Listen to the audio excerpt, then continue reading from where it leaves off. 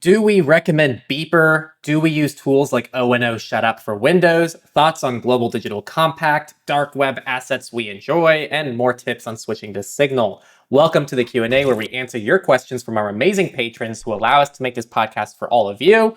You can join this Q&A on our Patreon at patreon.com/surveillancepod, and that's where these questions come from. With the exception of now we also support xmrchat.com too. So we now also support one-off questions. Again, like we said beforehand, XMR chat we're kind of playing with, see how it fits into the workflow. Right now we don't have too many questions, so we're just answering whatever you want to ask there, but that might change going forward. But right now we're happy to answer these. The first question is from Rasta, and it's, what do we think of Beeper? They see people say they're using it, but none of the groups or individuals who are large in the privacy space seem to be recommending them. So for people who've never heard of Beeper, kind of the concept of Beeper is you keep all your chats in one app. I'm reading their website right now. That is their number one thing. So with Beeper, you can have things like Signal, WhatsApp, Telegram, Google Chat, Matrix, pretty much any major mainstream kind of app in one app. And it shows in one area, and that's how you can communicate with everybody. Really cool concept. And Beeper also got some traction recently because they tried to bring iMessage to Android through their app as well. I believe that was through Beeper Mini, if I'm not mistaken, but I'm not ultra familiar with their ecosystem, which I think might answer your question of I do not use Beeper. And as for why you probably don't see many people in the privacy space use Beeper, my guess is because there is some insight that Beeper gets into your conversations. And because of the way it works and how interoperable it is, it kind of breaks a few of the philosophies of end-to-end encryption to kind of do what it needs to do. So I see Beeper as more of a convenience tool. It's a feature-rich tool. I don't think there's anything inherently wrong with Beeper. I actually think it's a really cool concept, but I just wouldn't put my Signal messages through Beeper myself. It just kind of violates the reason I use Signal for myself personally. So if you do use it and you are in a privacy space, leave your comment below. Give Rasta your reasons for using it. And I'm in the same boat. I'm sure there is a use case because I've been around long enough to know that there's almost always a use case for pretty much anything, but I would rather just steer people towards actual end-to-end encrypted messaging apps, Signal, Session, SimpleX, whatever. One cool thing about Beeper I just looked at because I'm kind of double checking. I like how cross-platform it is. They have apps on Android, iPhone, iPad, Chrome OS, Mac OS, Windows, and Linux. So that's really cool. And I also like the fact, I didn't know this, it does support RCS. I've gotten a lot of questions about clients to use RCS if that's not Google Messages on Android. Do you know of an open source RCS client yet? Nothing that's end-to-end encrypted, that's for sure. If someone knows one, let us know in the comments. And yeah, I don't think Beeper's is going to be end-to-end encrypted with their RCS, but at least it'll give you the features. As we were talking a little more, I did dig a little deeper into Beeper. It actually does use zero knowledge. So it is encrypted on your end, and they can never get access to it before it even touches their servers. So they do that. I didn't notice it can be self-hosted also. And they actually use some open source software for the critical portions of their code base so that you can inspect it and self-host it. So I will also say, though, on their own FAQ, they say that using native end-to-end encrypted chat apps independently may be more secure than connecting them to Beeper. So they're very upfront about that. And they also say that with the privacy policy, they can get some basic information, like information about your devices, operating system, hardware, network routing information, and stuff like that. There's also user account information, like email addresses and phone numbers to authenticate users to their accounts. So again, they're doing a lot of good things, but I will say it's a tough sell for me in a position where I'm trying to offer privacy and security tips. I don't see where this fits into the privacy and security journey, but I see where this fits in the journey of maybe someone who just wants something more convenient in their life. Our next question comes from David Johnson. What privacy-oriented settings management tools similar to but other than ONO Shutup do you rely on for various devices and platforms? Honestly, I use all the things or some of the things that I recommend on the New Oil. I don't really use ONO Shutup too much. I think it is kind of suspicious that it's like a Microsoft-approved app, but it also disables a lot of Microsoft telemetry. But I find that W10 privacy is a lot more comprehensive. I don't use SimpleWall because I use Portmaster instead. I guess those are the main ones that I use to kind of make Windows a little less noisy. On Linux, I use Cubes, so I'm not super worried about it. I route everything either through a VPN or through Tor. If I were on Mac, I would probably explore some more things like Lulu. That's kind of all I've got. In terms of Windows stuff, I do have a desktop right next to me that I use just for playing a few PC games, pretty much. I pretty much just go in, I do the basic opt-outs because I just compartmentalize it for things I don't really think need very much privacy. I have NextDNS running as a way to kind of just deal with some of the stuff, but I've actually had a really bad experience with a lot of these tools that try to clean up an inherently broken system. A lot of user error involved here, so I'm definitely going to accept some responsibility, but I've accidentally wiped Windows Defender using some of these tools and I couldn't get it back. So I had to completely reinstall the operating system. I've had weird networking issues that started happening after I used some of these tools. And I'm referring to different ones, not just O&O shut up, but I've tried quite a few over the years. And they always tend to give me issues. And so I would say I'm more of a person who's going to compartmentalize things before I get a hacky solution, because the things that I use, I want them to work well. I don't care what it is. I just want it to work well, work cleanly, work simply, and I don't want to have to tinker with it constantly. The other issue is even when I got a good workflow with these tools, some Windows update would break something. It's just really finicky. So I can't say I'm a fan of these tools personally, but I don't have an inherent issue with them either if they work for you and you're somebody who doesn't mind the issues that they can present. But I'm a person who's going to say, hey, just dual boot, get Linux on your machine, or have a separate laptop or a separate desktop that's used for more sensitive tasks, or use a virtual machine. That's the direction I would go personally. So Tom asked us a question. What are your thoughts on the Global Digital Compact portion of the Pact for the Future, which was adopted by the UN? So based on my understanding, the United Nations made some loose commitment on how they want to gear technological developments all the way up to, I think, 2030 and beyond. And one of those is called the Global Digital Compact. Pretty much, I'm going to list out some of the bullet points. To connect people, schools, and hospitals to the internet, anchor digital cooperation in human rights and international law, make the online space safe for all, especially children, through actions by governments, tech companies, and social media, govern artificial intelligence with a roadmap that includes an international scientific panel and a global policy dialogue on AI, make data more open and accessible with agreements on open source data, models, and standards. And this is also the first global commitment to data governance, placing it on the UN agenda and requiring countries to take concrete actions by 2030. That's kind of the extent of this. And first off, not a legal expert, so it's really hard for me to give a really good take here. What I will say is one of the things we had to figure out when we were doing this podcast, and it's something that was probably the most common, not debate, but something that Nate and I would have to constantly figure out for ourselves was, does this need to be in the podcast? Is this a real story? We used to call them what? Nothing burgers. Nothing burgers, yes. We used to call it nothing burgers, and pretty much what this was is, for example, we have a ton of stories of Biden has committed to keeping children safer online.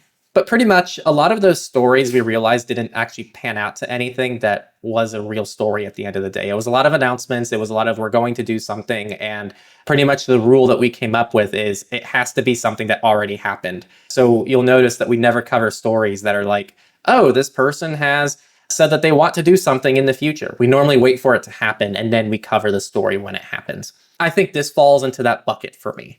We wouldn't cover this story on this podcast because it's kind of a loose commitment to maybe doing something down the road. What we want to cover is, oh my gosh, there was a new act that was passed in Germany that tries to guarantee safety for people online due to this bullet point. That's a story we would cover. So that's what I'll say to this. I think it's really hard to tell how effective these things are until we actually see what things look like leading up to 2030. I'm not an expert on this, so I can't really give you more thoughts than that outside of we try to just stick to the news that we actually get access to. Just to add on to that, the big exception that I'll make is if it's something where voters can actually do something about it. Like if it's, this law was put into Congress, for example, then okay, you guys can call your representatives, you can vote and say, hey, don't vote for this or vote for this. It's just like he said, if it's a politician has an idea or an expert suggested a thing, that's when we're kind of eh. But yeah, overall, I really agree with Henry. I have a lot of criticisms with government, in case you guys haven't picked up, regardless of who's in power, what political party. And I think one of my criticisms is I feel like a lot of the time, it's a double-edged sword. A lot of the time, the laws they pass, specifically regarding tech, are either really vague or have just these overly generous timelines. So this has to be implemented by 2030. That's 6 years from now. Look back on where we were 6 years ago. Unless you are a real techie who's really into this stuff and you're on the cutting edge, I think for most of us, the idea of like an LLM was just sci-fi fantasy. We're so far away from that, dude. It's stupid. I'll be honest, I've been pretty open about this. 6 years ago, the idea of using a custom OS was completely insane because Android just wasn't at that level yet. Tech changes so fast. And so on the one hand, it's like this whole like, oh, by 2030, and here's this vague. All right, I'm going to be slightly political. What was the thing that Trump said in the debate that everybody was like making fun of, concepts of a plan or something like that? I thought it was they're eating the cats and the dogs. I mean, yeah, that eventually overshadowed it. But for a short period of time, there was like, he said something about, somebody asked him like, what's your plan for your first 100 days in office? And he's like, I have concepts of a plan or something to that effect. It's like, that's kind of what this is. It's like, I have a vague idea of what the internet should look like. Don't know how we're going to get there, but we have this vague concept. On the one hand, like I said, like that's just so ridiculous. But on the other hand, it's like, yeah, tech moves really fast and Congress doesn't. So on the one hand, if you have this section that's like, oh, you have to use AES 256 encryption. Well, by the time they actually get around to passing this, 256 is going to be cracked. We're already moving on to quantum secure. That's another example of tech moving fast. By the time they say, oh, we need to have Kyber's crystal, whatever it got renamed to, by 2030, that's going to be like, bro, that was cracked like 12 times over. We don't use that anymore. We use this other thing now. It's a double-edged sword. For me, what it comes down to is how does this actually get implemented? At a broad level, I think these are generally positive ideas and initiatives, but what I'm more interested in is what do they actually look like? As the saying goes, the devil is in the details. And now we have 2 questions from the people who submitted XMR on XMR chat. This is a platform we're testing out, as Henry said, where you can send us some Monero, and in return, you can ask a question. We thank you guys for supporting us, and there's a link to that in the show notes along with Patreon as well. So the first one comes from Wrecker. What dark web assets do you find useful for information and technical, nothing illegal purposes, and why? For example, since Reddit has become less privacy friendly, I have used Dread more often now. I'm going to be honest, I really don't use the dark web very much. I am trying to get better about using the Tor browser in general, just to do my part to add to the traffic noise for the people who actually need it and for the anti-fingerprinting. But even like dark web websites, like actual onion sites, I really don't use any of them. I guess I would just use the regular services, but if they offered an onion service, I would use it. I would use Proton. I would use Tuda, but they apparently don't offer an onion service. I would use, there was another one. I think briefly while I had Facebook, I tried it. Reddit, ironically, has an onion service, but after using it for like an hour, they kick you out and then they make you verify your account, which is super weird. I don't know. I use it for normal stuff. I don't use it too much. Although as a quick note, the new oil does have an onion service, just FYI. I don't really have any websites that like are strictly dependent on the dark web necessarily. So for me, when I normally notice it is if I access something like on ProPublica or a site that just happens to have an onion URL and they properly set up the meta information on their website to alert browsers that support Tor that they have Tor versions. Sometimes I'll click that. I did try the Brave feature that will it'll automatically see if there's an onion version of the page and use that instead by default. So you click a ProPublica link, it'll automatically open it in an onion window with the .onion address, I believe, or something like that. But I just remember it being super inconvenient to use because normally when I'm using Brave, I don't want my traffic to be going through Tor all the time. And a lot of the sites I access actually have onion sites, which is really cool. I don't really have anything that's specific to the dark web that's useful for information and technical stuff or really any other use case. My normal traffic is what I would use it for. But if anyone has, I guess, resources that are specific to there, definitely let us know. I'm not familiar with any big resources there. Last one is from Smiley Face Person. Colon D? Yeah, I don't know. I don't know how we're supposed to pronounce that. Colon D, yeah. Regarding switching to Signal, would it be fair to tell someone else to reach you using Signal instead of some mainstream app? Something like, sorry, I don't check this mainstream app often. Please use Signal so next time I can see your messages sooner. I think we just talked about this recently and how it's going to be different for every person. So, maybe this strategy will work on 30% of your contacts, but not the other 70%. So it's really hard to make just an outright strategy. I'd say maybe this is something you can include as part of a larger strategy, right? Maybe it's telling people about the features, just being real with people hey, I really like this app. So if you can contact me there, that'd be really awesome. I think adding a sense of timeliness is a really cool trait. That's actually something I do say sometimes.